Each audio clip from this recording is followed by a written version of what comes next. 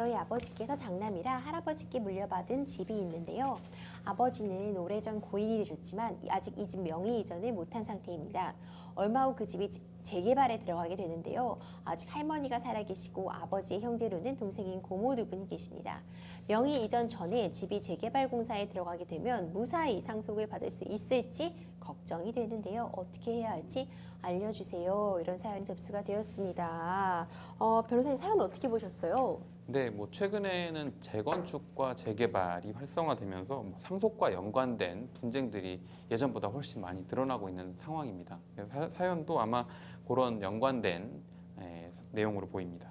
상담자님께서 머리가 꽤 아프실 것 같아요. 집이 명의자인 아버지가 돌아가신 상황이시고 네. 거기에 원래 소유주였던 할아버지의 부인인 이제 할머니까지 이제 살아계신 그런 상황인데 또 형제인 이제 고모가 두 분 네. 계신 상황인 거죠. 이런 경우 상속부터 어떻게 진행되는지 좀 정리해 주세요. 네. 법률 노무 세무 상담을 가장 스마트하게 받는 방법은 대한민국 최초로 설립된 온라인 법률 서비스 플랫폼 로시컴. 법률 상담 로시컴에서 스마트하게 해결하세요.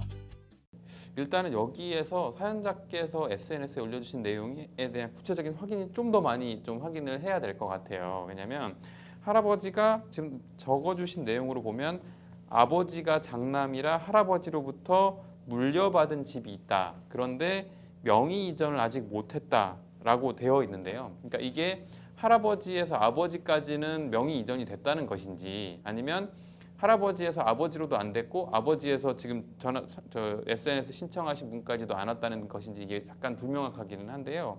그래서 그 할아버지께서 아버님까지는 명확하게 물려주었다. 등기까지 완료가 됐다. 그래서 그게 어떤 유언이나 이런 거에 혹은 상속재산 협의 분할로 물려줬다라고 하면 아버님 소유인 것은 확정이 된 상태고 그 아버님 소유인 집을 그다음에 그 자녀분들이 아직 그 등기를 못했다는 취지라고 하면 현재 상태로는 어쨌건 아버지의 단독 소유로 볼 수 있고 그에 따른 후속조차는 당연히 진행이 가능한데 여기서 만약에 할아버지가 아버지한테 물려주기로 한다는 거에 대한 약속은 있었는데 그리고 고모와 할머니 사이에 약속은 있었는데 그게 실제로 이행되지 않은 상태다. 그러면 협의 분할이 이제 이행되지가 않은 상태라서 그러면 이제 지분에 따라서 할머니와 고모들이 지분을 갖게 되시고 그다음에 아버님의 지분을 지금 상담자분과 그 또 자녀분들이 이제 또다시 물려받는 이런 상황이 되기 때문에 공유자가 6명, 7명 이렇게 될 수도 있어서 여기에서는 사실관계가 조금 더 명확히 확인해 봐야 될 것 같아요. 네. 그렇군요. 좀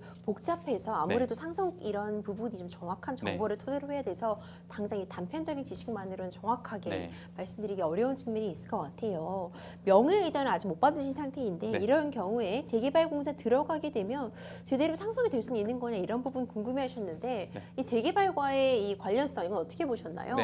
법률 노무 세무 상담을 가장 스마트하게 받는 방법은 대한민국 최초로 설립된 온라인 법률 서비스 플랫폼 로시컴.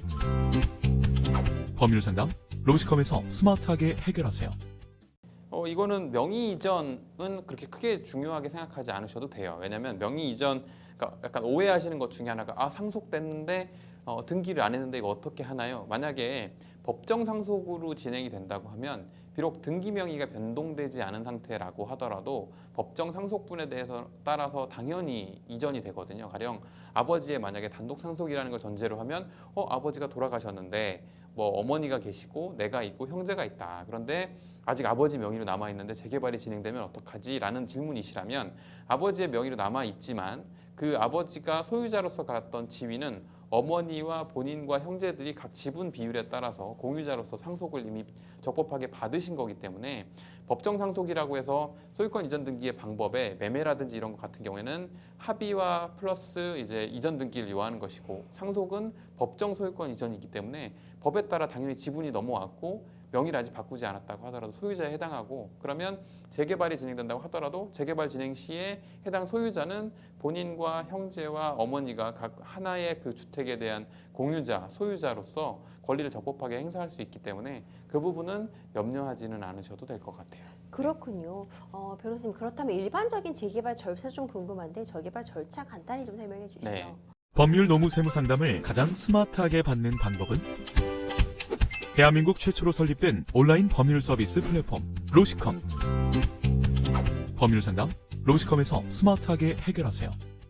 재개발이라는 거는 뭐 일단의 정비 구역이 이제 정비 환경이 불량한 지역에서 진행되는 주택에 대한 개량 사업이거든요. 근데 그런 걸 진행하기 위해서는 재개발의 경우에는 사업 시행자라고 해서 조합이 이제 주체가 돼서 진행을 하기 때문에 그 전에 앞서서 몇 가지 단계를 거쳐야만 하는데, 먼저 이제 정비구역을 해당 지자체가 지정해 줘야 되고요. 지정된 정비구역 안에서 이제 추진위원회라는 게 설립이 되고, 추진위원회가 이제 넘어가서 이제 조합으로 설립이 되고, 설립된 조합이 이제 사업 시행 계획의 인가, 관리 처분 계획의 인가, 이전 고시 등의 절차를 거치게 되면 새로운 아파트를 건축해서 새로 생긴 집으로 이주하게 되는 그런 과정으로 진행이 됩니다. 그렇군요. 만약 지금 상자님 현재 이 주택에 거주하고 있는 상황이라고 할 때 재개발 공사가 진행이 됐는데 네. 뭐 공사 대금도 못 내고 추가 분담금 같은 걸 못 내고 이사도 못 가는 그런 경우라면 어떻게 대응할 수 있을까요? 네. 법률 노무 세무 상담을 가장 스마트하게 받는 방법은 대한민국 최초로 설립된 온라인 법률 서비스 플랫폼 로시컴. 법률 상담 로시컴에서 스마트하게 해결하세요.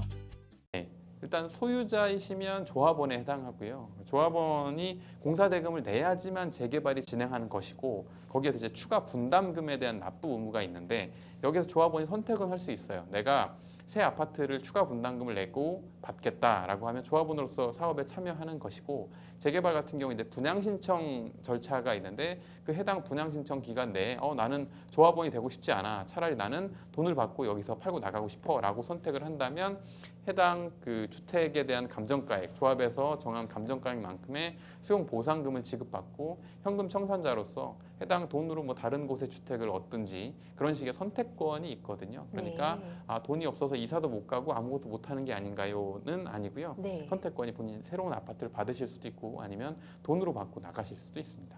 그렇군요. 좀 선택권이 있다 이렇게 그렇죠. 생각해 네. 두시면 될 것 같아요. 법률 노무 세무 상담을 가장 스마트하게 받는 방법은 대한민국 최초로 설립된 온라인 법률 서비스 플랫폼 로시컴. 법률 상담 로시컴에서 스마트하게 해결하세요.